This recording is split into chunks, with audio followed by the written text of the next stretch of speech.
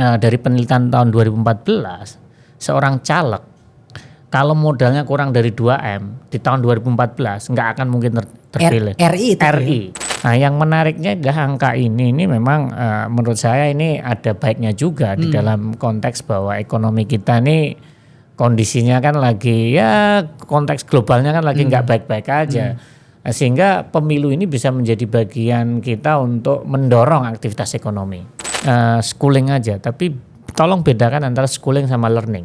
Kita itu sekolah belum tentu belajar.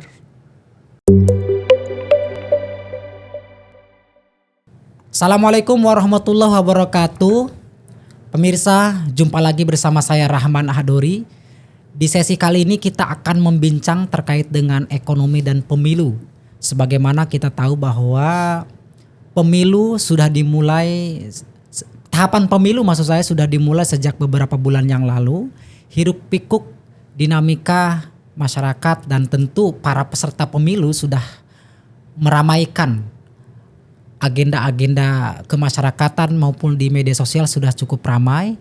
Dan bagaimana nanti dampaknya terhadap pemilu atau efek kejut pemilu terhadap pertumbuhan ekonominya seperti apa?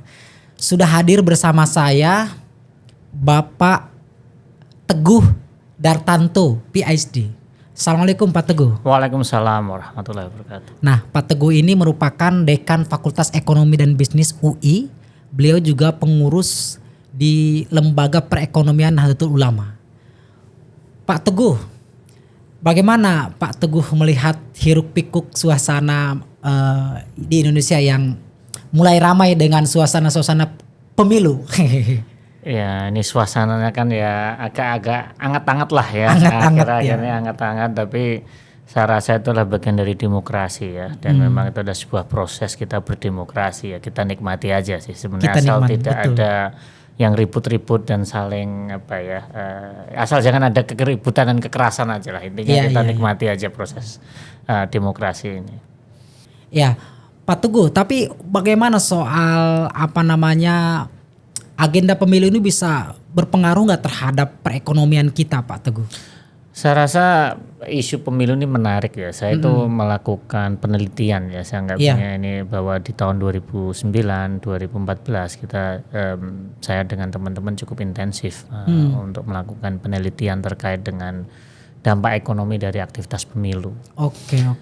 Pemilu ini menurut saya adalah sebuah event yang dampaknya kepada pemilu ekonomi itu cukup signifikan gitu, cukup besar sekali karena ada perputaran uang yang luar biasa di situ.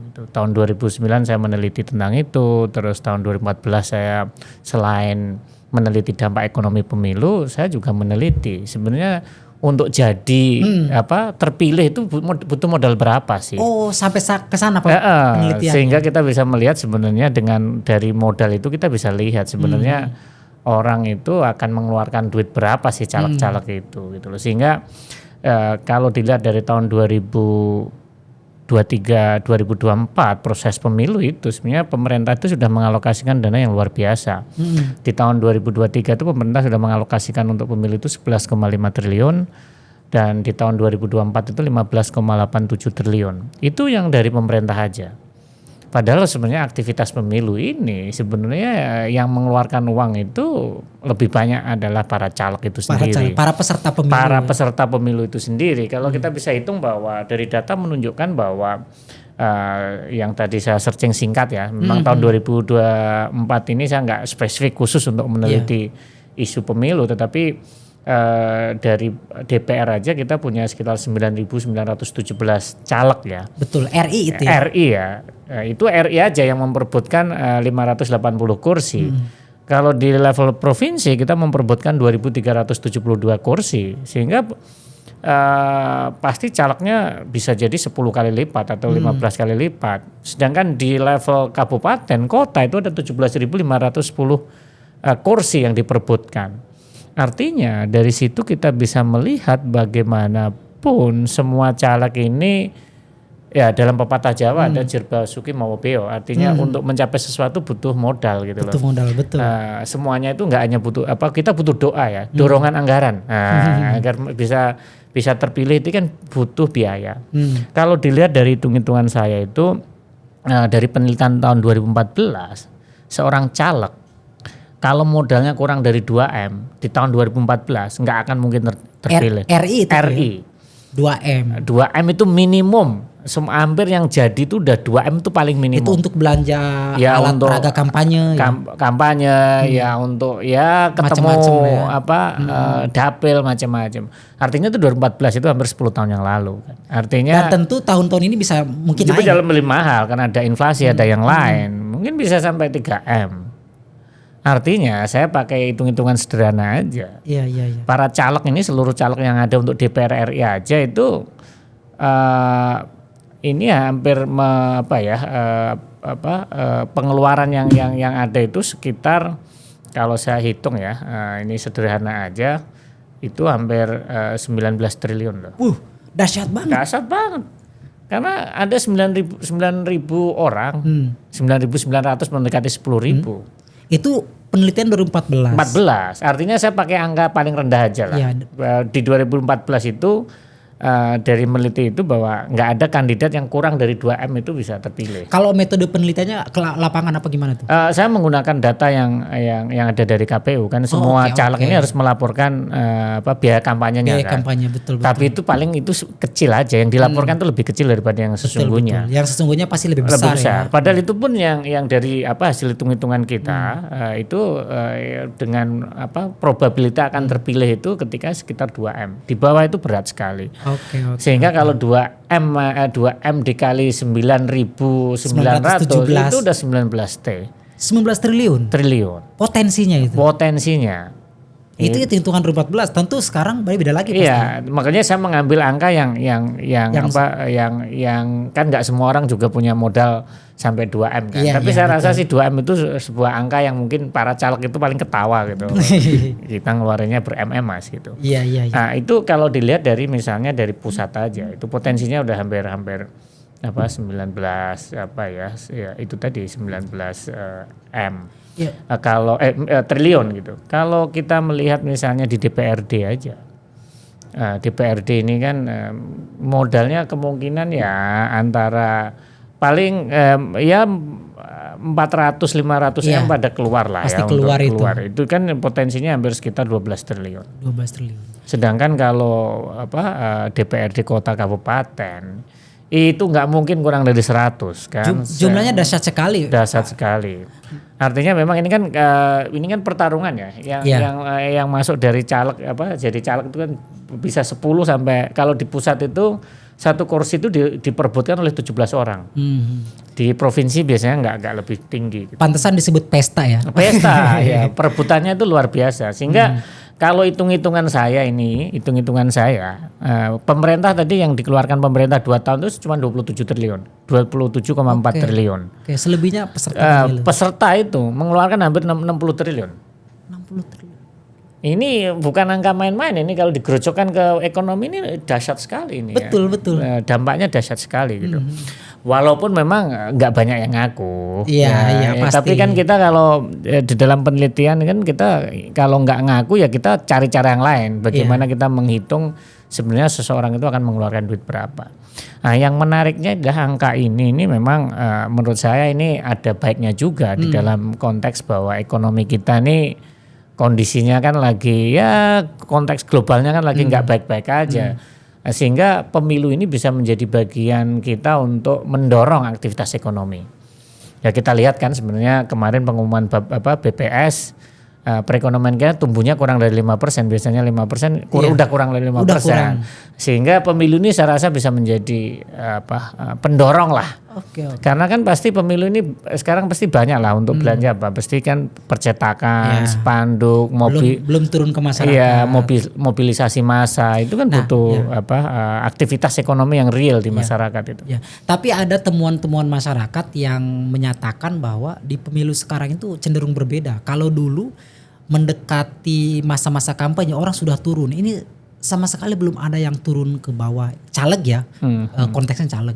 Nah, kira-kira ada pengaruh nggak Pak Teguh? Saya rasa ini juga pengaruh dari sosmed ya. Mungkin cara kampanyenya akan berbeda gitu loh. Tetapi saya rasa walaupun berbeda ya sekarang mengandalkan medsos, tetapi saya rasa sih pemilih ini cenderung pengennya didekatinya bukan dari dunia maya gitu, pengennya dunia nyata lah, pengen tahu siapa sih caleg yang sesungguhnya gitu loh. Ya kita pasang baliho sih oke, itu hanya untuk memperkenalkan. Apakah tahu nama itu aja, tapi apakah mereka mau memilih belum tentu. Perlu pendekatan yang sifatnya personal ya, benar-benar approach ya. Biasanya tim sukses kan itu yang benar-benar bergerak gitu, dan saya rasa orang bergerak itu butuh gizi dan amunisi. Iya, betul. Nah itu yang ini bukan masalah isu politik uang atau apapun, tapi ini normal aja bahwa bagaimana orang ngumpul-ngumpul masuk nggak ngopi, ngumpul-ngumpul masuk nggak ada camilan. Apalagi kan budaya budaya guyub. Ya guyub di kita ini budaya kalau ngumpul ya, apalagi warga NU kan biasanya kalau ngumpul tuh kalau nggak makan tuh nggak afdol kan. Oke, dengan melihat potensi yang begitu dahsyatnya Pak Teguh, kira-kira apa yang bisa sama-sama kita manfaatkan sebagai masyarakat, sebagai pemerintah untuk agar kemudian benar-benar berdampak positif terhadap perekonomian negara? Saya rasa kita harus melihat ini sebagai potensi ya. Artinya kita harus melihat sektor-sektor mana aja sih sebenarnya yang berpotensi dapat durian runtuh lah. Oke. Yang pasti adalah percetakan. Oke. Nah itu pasti ya, pasti panen lah percetakan ini. Tapi mungkin saya harus hati-hati nih buat pesan yang percetakan ini ya, kaos ataupun spanduk atau apapun. Kalau bisa jangan bayar di belakang. Kalau bayar di belakang nggak jadi pasti nggak dibayar. Banyak cerita itu Pak Iya Dokter. makanya itu kita harus memastikan juga teman-teman pengusaha jangan ditipu juga gitu loh kan. Ini guyonannya kan kalau politisi kan memang punyanya janji kan. Artinya ini sektor itu. Nah yang akan banyak tumbuh lagi ini adalah sektor restoran dan juga hotel dan restoran ini pasti kan meningkat mobilisasi massa, dan yang satu lagi adalah pasti sektor makanan, pakaian jadi itu akan banyak meningkat, sehingga di area-area itulah yang menurut saya perlu menjadi kalau kita mau mengambil potensi ya.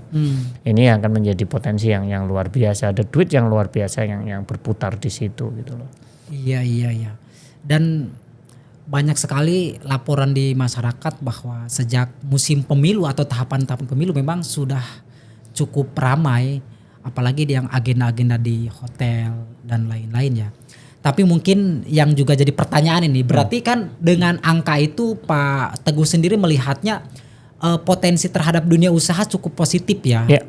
Ya, cukup positif. Nah, bagaimana dengan keadaan pemilu yang banyak juga mengkhawatirkan adanya polarisasi, kemudian adanya benturan di antara para pendukung? Apakah juga itu akan turut serta merubah soal potensi usaha atau ekonomi kita?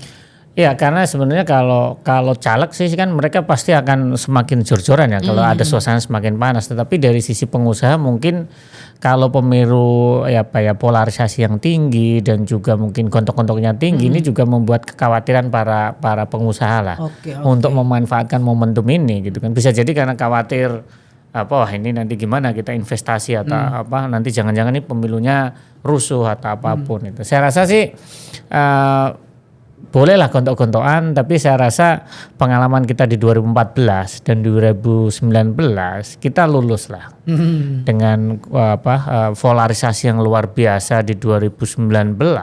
Itu pun kita masih bisa selamat. Bisa dikendalikan. Ya, selamat bisa melewati dan kita dewasa. Tapi saya nggak tahu ini yang di tahun 2024 kan polanya beda nih, polarisasinya berbeda. Kalau 2019 kan engine-nya head to head, identitas kan, agama ini itu. Tapi sekarang kan mungkin beda narasinya. Mungkin 3 kandidat ini ya kalau 2 pasti polarisasi kan. Kalau ini kan polarisasi agak susah. Yang saya khawatirkan ketika ini terjadi dua putaran. 2 putaran pasti head to head kan. Dan kalau 2 putaran berarti makin bagus dong terhadap belanja. Iya, tapi kalau 2 putaran ini menurut saya sih ya belanjanya nggak banyak. Ini saya tadi belum ngitung yang presiden loh. Oh, yang belum presiden ya. Belum presiden sama belum pilkada langsung. Oke, itu tadi baru pileg ya. Pileg aja. Oke, pileg aja udah 16 triliun. Enggak, kalau total tadi pusat, daerah sama DPRD ke provinsi kabupaten udah 60 triliun. 60 triliun. Kalau plus sampai nanti pilkada yang sekian 500 bisa lebih dari itu. Ya 514 pasti kan nggak mungkin lah kalau misalnya satu kota satu kota misalnya satu kabupaten yang besar gitu, nggak mungkin modalnya cuma 5 miliar kan? Iya benar. Ya kalau misalnya kan kita pasti kan kandidatnya taruhlah kalau dua kandidat aja seluruh kota kabupaten di Indonesia kan 500 sekian puluh kan? Iya.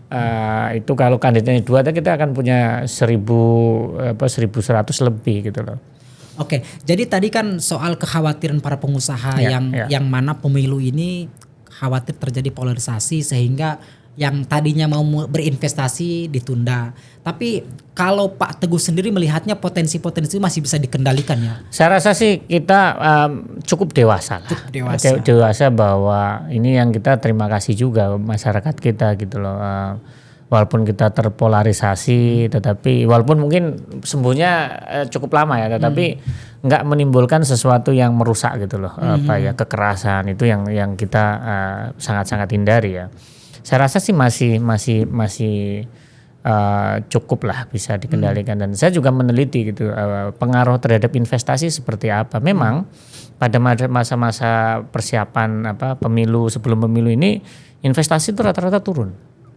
Turun karena pengusaha kan menunggu nih hasil pemilunya nih seperti apa gitu loh. Ini arahnya ketidakpastian apa. Tapi biasanya setelah 1 tahun setelah pemilu, artinya kalau 2024 itu mungkin investasinya nggak begitu oke, tapi 2025 udah tahu kan tim ekonominya siapa ini nanti ke depan, kebijakannya seperti apa, investasi itu biasanya naik. Itu tetap akan mempengaruhi. Iya, mempengaruhi. Hasil pemilu itu akan mempengaruhi. Akan sangat-sangat mempengaruhi dan juga orang juga akan melihat gitu kebijakan ini seperti apa sih. Jangan-jangan antara yang dijanjikan sama yang akan dieksekusi belum tentu sama kan. Iya.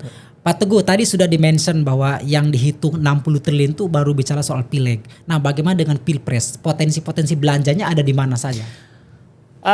Pilpres ini juga sebenarnya mirip-mirip, tapi laporan pilpres ini sangat-sangat nggak pada mau melaporkan kan. Iya. Beda lah. Tapi saya rasa sih mirip-mirip. Yang pasti kalau pilpres ini kan sebenarnya mobilisasi massa ya. Iya. Mobilisasi massa pasti hotel, restoran, transportasi, kampanye, lapangan itu kan mobilisasi yang luar biasa. Selain yang dihadiri oleh para capres, cawapres, mereka juga mungkin ada konsolidasi yang sifatnya senyap ya. Iya. Ya ini yang juga terjadi gitu dan kita juga kalau ngitung dampak ekonomi sebenarnya tanpa ngomong etika ya sebenarnya money politik itu dampaknya juga cukup besar. Cukup besar ya kan. Jadi money politik juga bagian dari punya dampak terhadap punya dampak. Tapi kan kita nggak bisa meneliti sebenarnya money politik itu seberapa. Ini kan sebenarnya seperti ya tahu sama tahu tapi nggak begitu diungkapkan. Iya. Lagi pula kan kita tidak tahu kita tidak punya hak untuk menggali itu kan soal. Iya, karena memang politik kita itu sangat-sangat didominasi oleh itu. Saya sangat terinspirasi dan dari bukunya Burhanuddin Muhtadi itu terkait dengan money politik di Indonesia itu memang dahsyat gitu loh. Artinya memang kenapa sih akhirnya pemilu mahal? Kenapa sih biaya ongkos untuk kampanye mahal ini ya? Selain yang kelihatan untuk yang itu mobilisasi massa kampanye atau yang lain itu ada ya model yang serangan-serangan itu juga banyak gitu. Dan ini terkonfirmasi dari studinya Burhanuddin Muhtadi gitu. Jadi kalau misalkan boleh diduga-duga atau diprediksi nih potensi keuangan atau perekonomian dampak pilpres sendiri, kira-kira kalau tadi kan pileg 60 triliun. Kalau pilpres sendiri berapa angkanya? Saya nggak bisa menebak karena ini susah kalau pilpres itu. Tapi menurut saya karena ini kan serentak ya. Sehingga menurut saya kalau serentak ini besar tapi mungkin kalau cost-nya itu mungkin karena saling berbarengan hemat ya. Lebih hemat sebenarnya lebih hemat. Dibanding yang pisah-pisah gitu kan ini. Menurut saya sih kalau pilpres ya kalau 5-10 triliun menurut saya sih ada sih. Iya. Siap. Pak Teguh, kalau tadi kan Pak Teguh bilang melakukan penelitian terhadap data yang sudah dilaporkan oleh caleg ke KPU. Iya. Nah, kalau ada nggak sih di KPU sendiri misalnya di 2M itu untuk apa saja item-itemnya? Ada tapi nggak begitu detail. Ya sebenarnya kita bisa nggak tahu. Sebenarnya ada sih apa untuk ini, tapi nggak detail, rata-rata yang ngasal juga gitu loh. Tapi saya rasa yang banyak digunakan adalah yaitu tadi untuk transportasi, penginapan, belanja mungkin alat kampanye, mungkin kaos, cetak kaos, ya spanduk, dan juga mungkin yang banyak itu dipakai untuk konsumsi lah. Oke. Pak Teguh, ini kan kita bicara konteks Indonesia ya, yang mana pemilu memiliki dampak yang positif terhadap perekonomian. Kalau di negara-negara demokrasi yang lain, misalnya di Amerika atau di mana, bagaimana soal perbandingan angkanya? Saya rasa sih dampaknya ada, tapi kalau di negara maju kan orangnya sudah cukup mature ya, sehingga kampanye atau apapun itu kan bukan mobilisasi massa. Ya rata-rata sih saya pengalaman lama di Jepang kalau menjelang pemilu legislatif itu ya ini aja si calegnya itu di atas mobil teriak-teriak sendiri gitu kan, nggak banyak lah. Kalau di kita kan mobilisasi massa. Dalam tanda kutip ada serangan fajar, di sana kan hampir nggak ada itu gitu. Saya rasa sih kalau di negara-negara yang sudah maju, lihat dari komparasi yang ada itu ya, kalau di negara berkembang dampaknya ada positif lah. Tapi kalau di negara maju rasa-rasa sih ya nggak banyak berdampak lah. Ya. Cuman lebih ke arah dampak-dampak yang sifatnya makro, investasi. Seperti itu kan orang berpikir kan siapa nih yang nanti bisa jadi presiden Amerikanya siapa gitu. Lebih ke wait and see. Oke.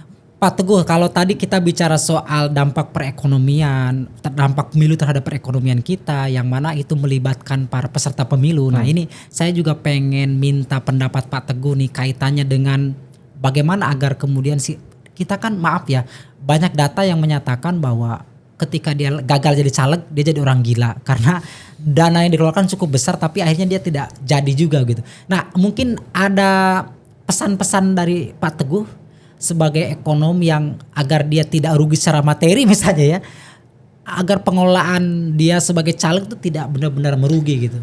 Gini, ini kan juga memang ya setiap kontestasi ini kan mungkin pasti ada pemenang dan ada yang kalah. Iya. Ya kami juga pengalaman lah waktu saya kecil itu ada saudara nyalon kepala desa gitu kalah ya habis-habisan juga gitu. Tetapi mungkin yang perlu tekankan di sini adalah mungkin juga karena gini, pola kenapa sih orang itu butuh banyak sehingga orang jor-joran. Karena apa? Kita itu membangun menjadi caleg itu mendekati masyarakat itu bukan seperti orang tamu datang gitu kan. Bukan membangun basis dulu pelan-pelan baru jadi caleg kan, membangun basis masanya. Ini kan orang datang seperti orang mau beli suara. Itulah yang membuat orang jadi mahal kan. Enggak membangun basis komunitasnya pelan-pelan jadi maju. Nah, yang berikutnya adalah dalam konteks seperti ini apalagi banyak politisi baru gitu kan. Banyak kena tipu juga gitu loh. Nah, kan bagaimana dia menyusun tim sukses ibaratnya. Itu kan banyak dikadalin juga dalam tanda kutip kan. Iya. Ini juga mungkin yang perlu saya sampaikan juga ke para caleg juga harus berhitung lah. Harus berhitung bagaimana jangan sampai ketika jadi pun nggak balik modal. Jadi nggak balik modal apalagi nggak jadi. Nah ini banyak terjadi sehingga yang mengakibatkan bahwa memang biaya ongkos politik yang tinggi ini menyebabkan yaitu tadi ujung-ujungnya nanti orang pasti mencoba balik modal kan. Iya. Dengan cara apapun gitu loh. Artinya memang dari satu sisi kampanye yang besar-besaran tadi alokasi itu dampak ekonominya besar, tetapi ketika jadi nantinya dampak ekonomi ini ya dampak yang diakibatkan orang nyari balik modal itu yang mungkin bahaya ya. Kebijakan ekonomi ya. Menurut saya juga para caleg juga harus berhitung dan juga punya strategi yang inilah bagaimana untuk mendapatkan vote itu harus ya lebih bukan rasional ya rasional perlu tapi harus berhitung dan berstrategi. Kan banyak sekali caleg karena ya orang baru di bawah-bawah tim suksesnya juga mungkin juga morotin itu kan sering terjadi gitu loh. Dia habis-habisan gitu. Yang pasti memang dari awal harus siap mental itu loh. Siap mental ini menurut saya perlu. Bahwa memang menjadi caleg menjadi apapun itu harus siap mental bahwa ini adalah kontestasi. Dan harus ada modal juga. Harus ada modal dan modalnya kalau bisa jangan ngutang. Oh iya. Ya. Kalau ngutang repot. Ngutang nggak jadi pasti ini kan. Yang banyak terjadi ya kalau nggak ngutang satu jual warisan. Nah ini bahaya. Kalau nggak ngutang kira-kira Apa yang bisa dilakukan masyarakat biasa dia nyalek gitu?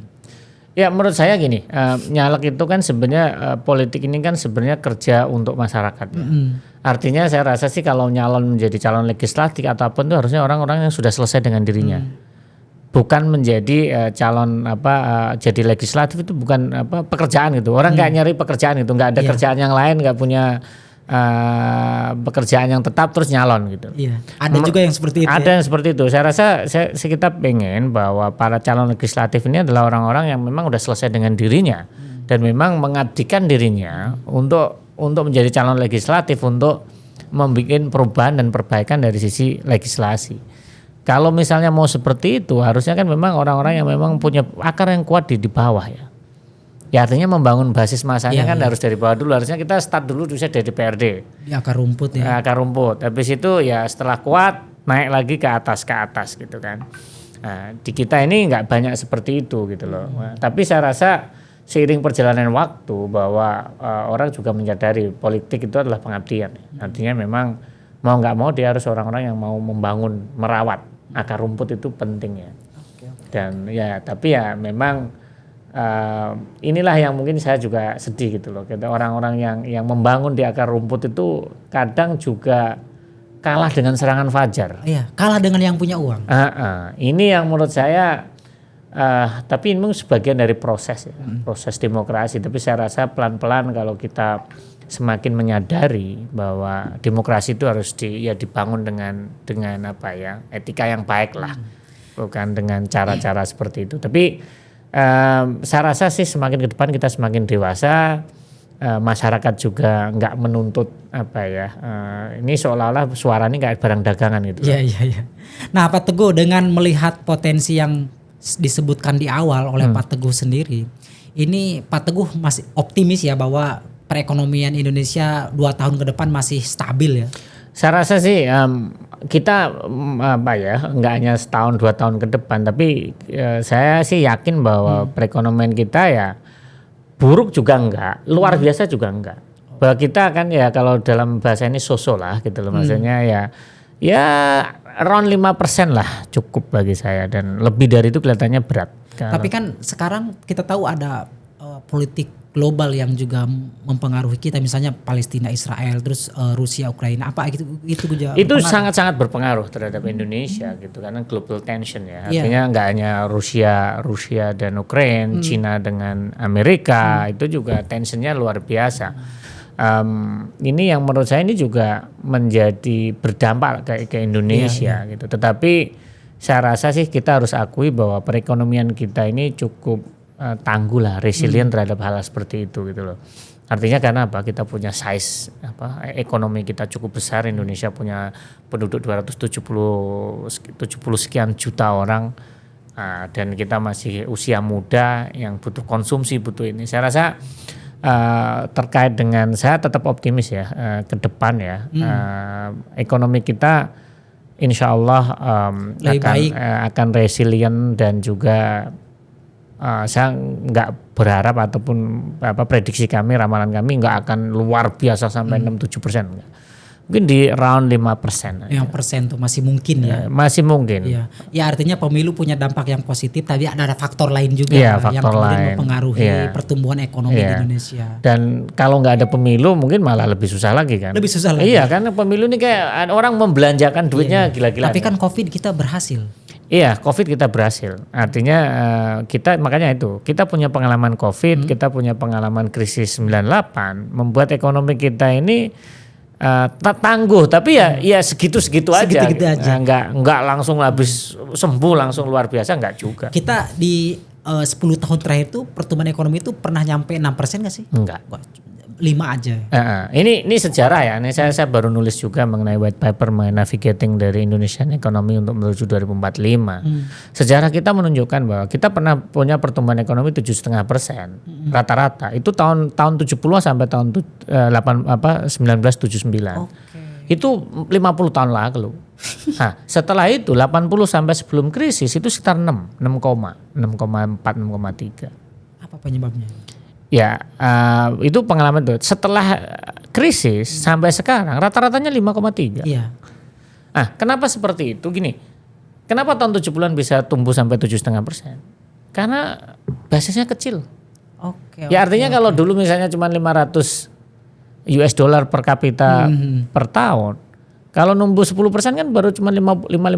Iya benar-benar. Kalau sekarang udah 4.500, numbuh 10% itu kan harus 450. Nah makanya. Nambahnya, sehingga semakin ekonomi itu semakin maju dengan pendapatan per kapita sudah seperti Indonesia seperti ini, pertumbuhan itu pasti nggak mungkin kita bisa luar biasa. Karena sejarah negara lain nggak ada. Nah, saya meneliti mengenai bagaimana kan Indonesia masuk nih negara upper middle income kan. Nah, sejarah itu menunjukkan bahwa Thailand itu memasuki upper middle income itu tahun 2010. Kondisi Indonesia saat ini itu mirip dengan Thailand 2010-2011. Mirip China 2010. Mirip Malaysia 2004-2003. Kita baru mirip mereka ya? Mirip mereka itu. Mereka itu kita sama dengan Malaysia tahun 2024 atau 2023 gitu.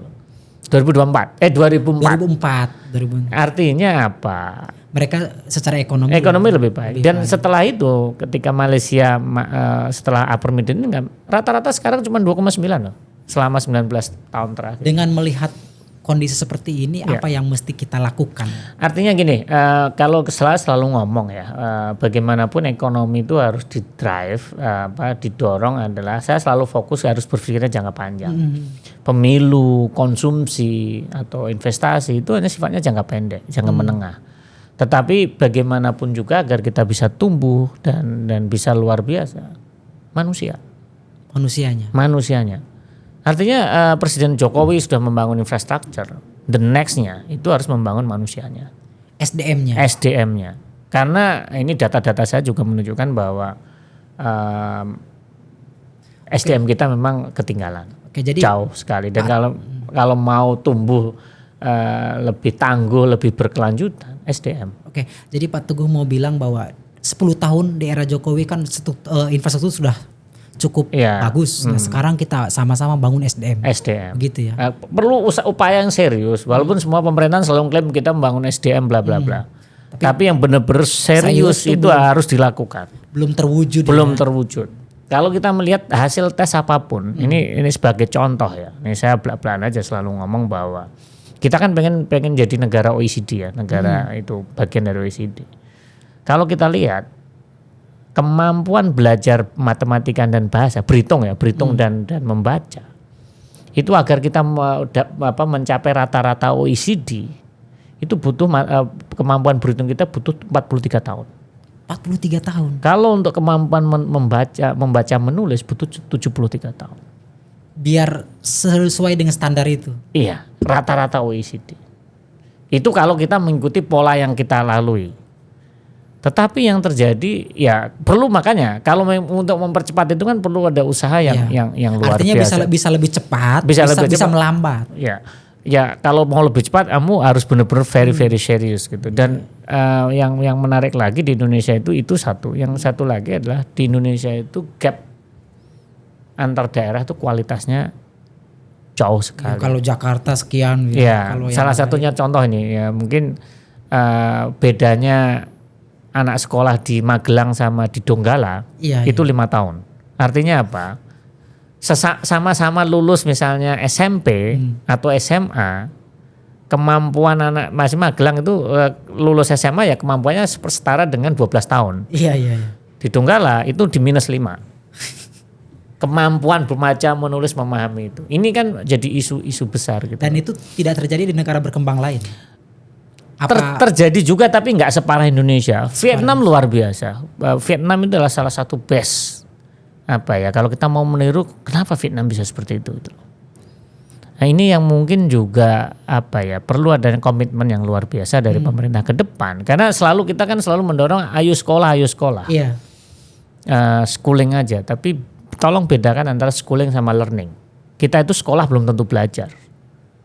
Sekolah belum tentu belajar. Kalau learning itu belajar gitu kan. Artinya makanya itu tadi di kita itu ya itu tadi sekolahnya 12 tahun, tapi sebenarnya kemampuan learningnya ya di -5 gitu. Belum tentu. Ya, apakah dia bolosnya belum lagi macam-macam pengawasan gurunya.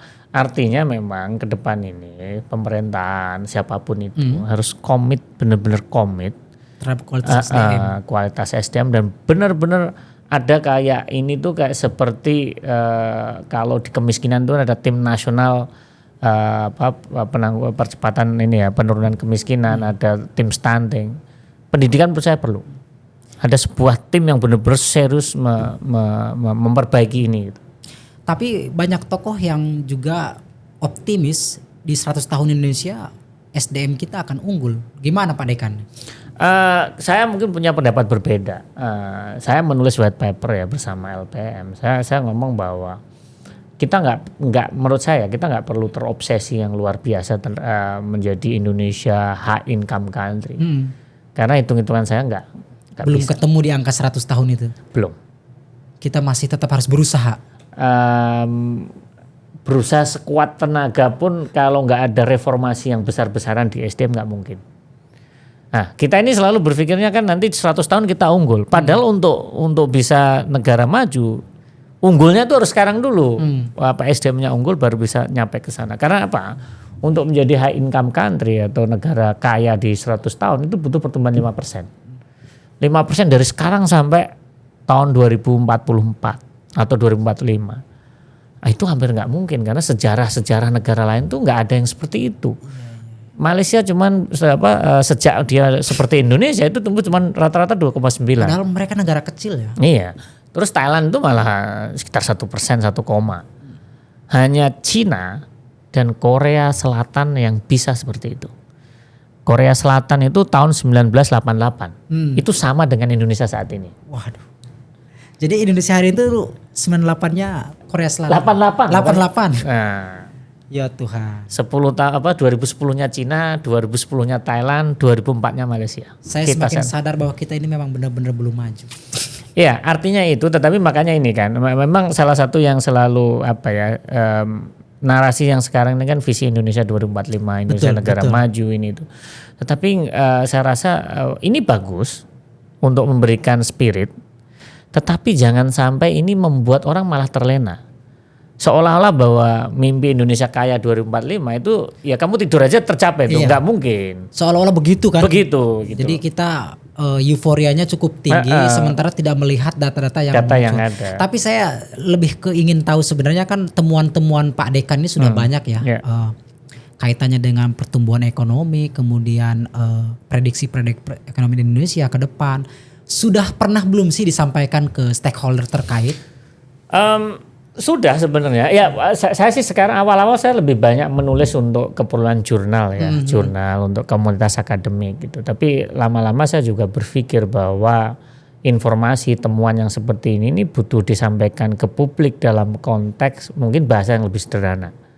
Ya salah satunya podcast-podcast yang seperti inilah. Ini saya senang lah NU punya podcast yang bagian dari edukasi publik. Nah, kami juga mencoba menuliskan hasil-hasil penelitian itu dalam konteks yang lebih populer, lebih mudah diterima gitu loh. Sehingga saya selalu sebagai dekan kan saya mendorong anak yang di bawah kami dosen-dosen dan itu kita mendorong mereka itu untuk make a voice, not a noise.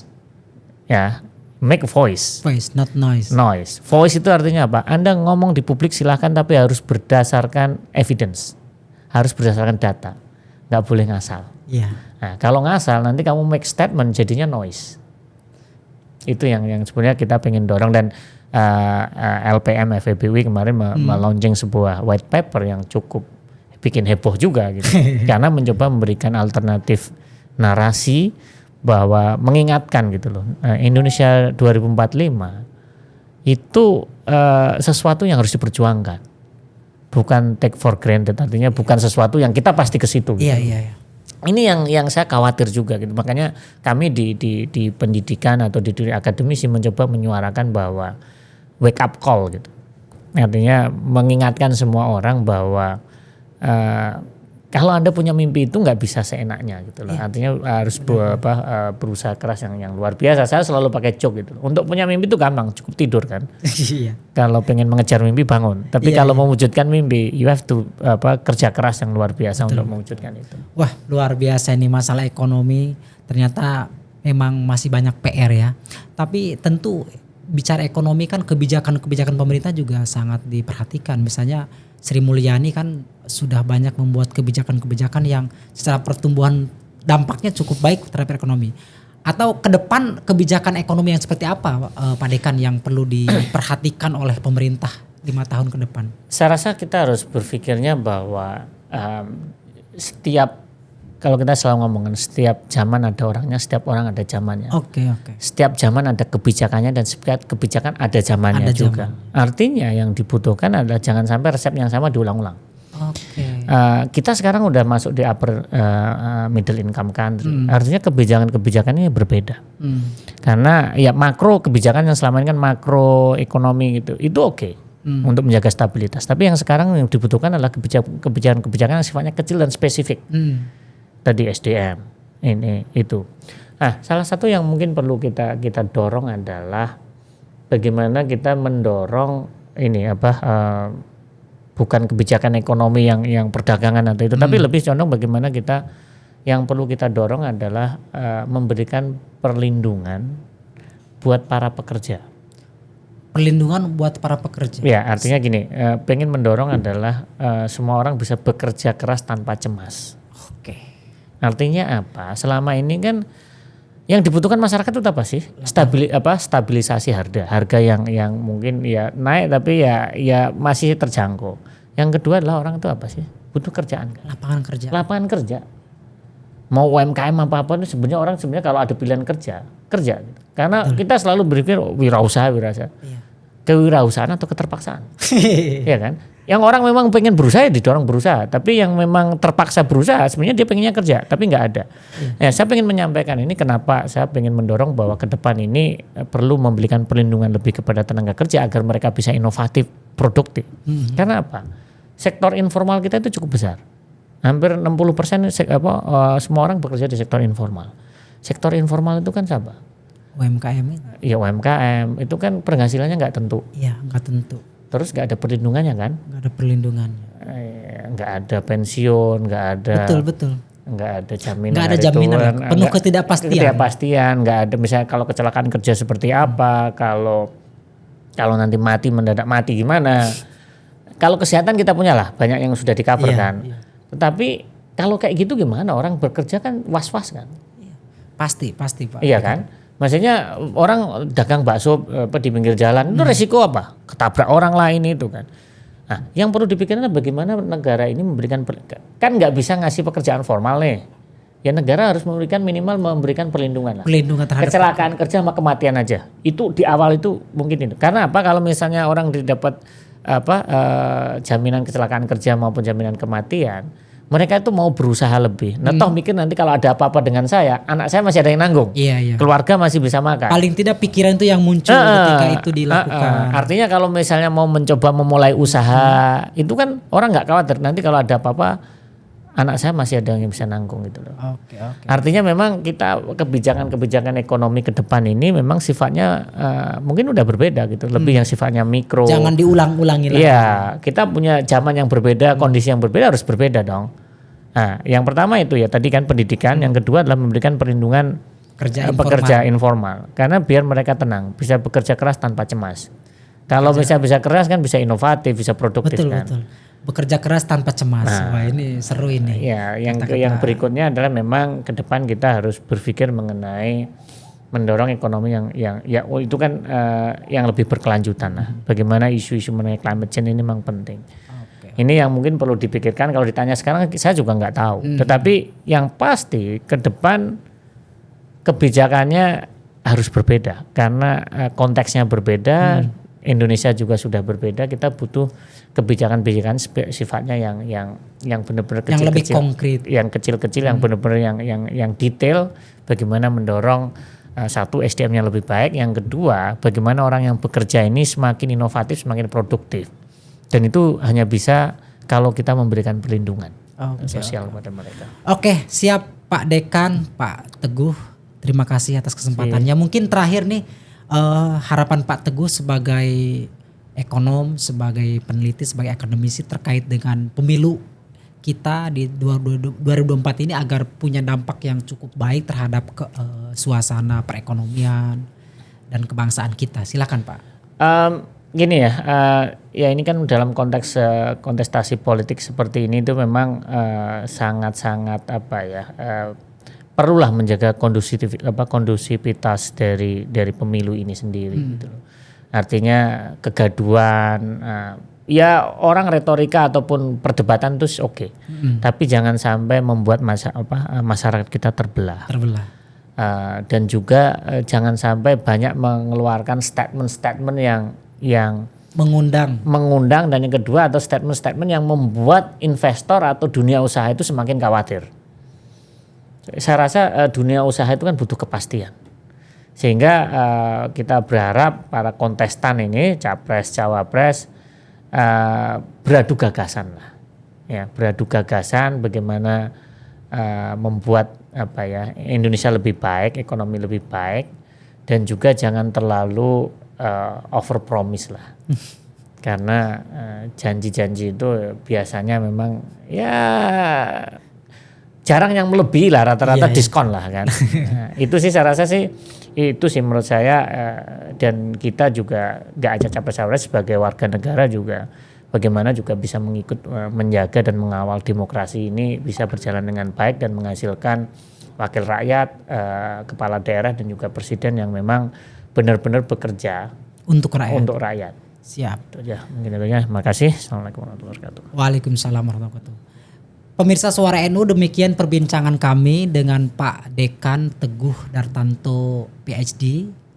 Lagi-lagi kita mau sampaikan bahwa kita sebagai warga bangsa harus turut serta memikirkan nasib bangsa ini ke depan. Dan tadi disampaikan dalam perspektif ekonomi yang sudah lebih jelas bagaimana angkanya, bagaimana potensi yang bisa sama-sama kita lihat. Dan terima kasih kita doakan kepada Pak Teguh Dartanto, Dekan UI sekaligus Nahdien, pengurus LPNU. Mudah-mudahan beliau sehat terus. Dan yang paling penting karirnya terus melejit. Biar memiliki banyak pengaruh untuk bangsa ini. Amin. Allahumma fiqil akum thoriq. Wassalamualaikum warahmatullahi wabarakatuh. Waalaikumsalam warahmatullahi wabarakatuh.